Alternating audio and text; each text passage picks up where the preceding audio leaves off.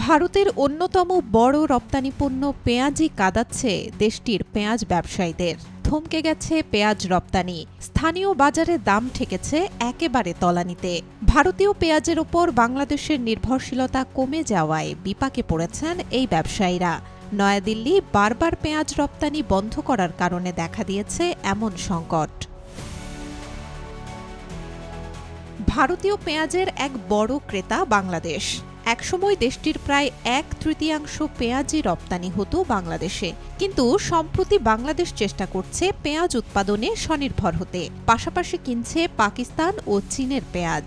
গত 8 মাসে বাংলাদেশ প্রায় কোনো পেঁয়াজই কেনেনি ভারত থেকে, যদিও ঢাকার বাজারে দাম ভারতের স্থানীয় বাজারের তুলনায় প্রায় 3 গুণ। আর ভারতও ব্যস্ত ছিল রপ্তানি বন্ধ করে ঘরোয়া বাজারে মূল্য নিয়ন্ত্রণে। এর আগে 2019 সালে 6 মাসের জন্য এবং 2020 সালে 5 মাসের জন্য রপ্তানি নিষিদ্ধ করে ভারত। 2023 থেকে 2025 সালের মধ্যে পেঁয়াজ রপ্তানির ওপর বিভিন্ন নিষেধাজ্ঞা আরোপ করে দেশটি। ফলে আমদানিকারক দেশগুলোর বাজারে পেঁয়াজের দাম বেড়ে যায়। 2020 সালে ঘন ঘন রপ্তানি নীতি পরিবর্তনের বিষয়ে ভারতকে একটি চিঠিও পাঠিয়েছিল বাংলাদেশ সরকার। 2023-24 অর্থবছরে ভারত বাংলাদেশে রপ্তানি করে 7.24 লাখ টন পেঁয়াজ, যা ভারতের মোট রপ্তানির 42%। কিন্তু 2025-26 সালে বাংলাদেশ কিনেছে মাত্র 12,900 টন। ভারত সরকারের ধারণা, ঢাকার বর্তমান রাজনৈতিক অস্থিতিশীলতায় ক্রয় কমে গেছে।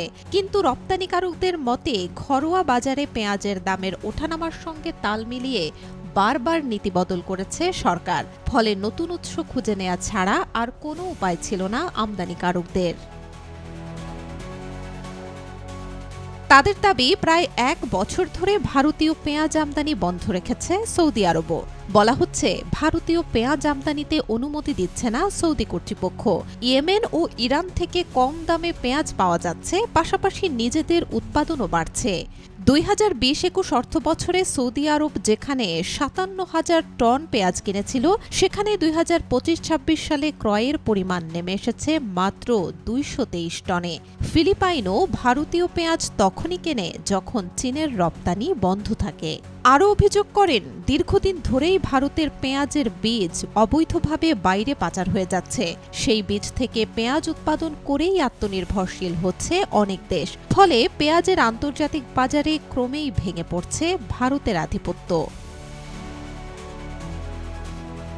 Desk report, B news 24।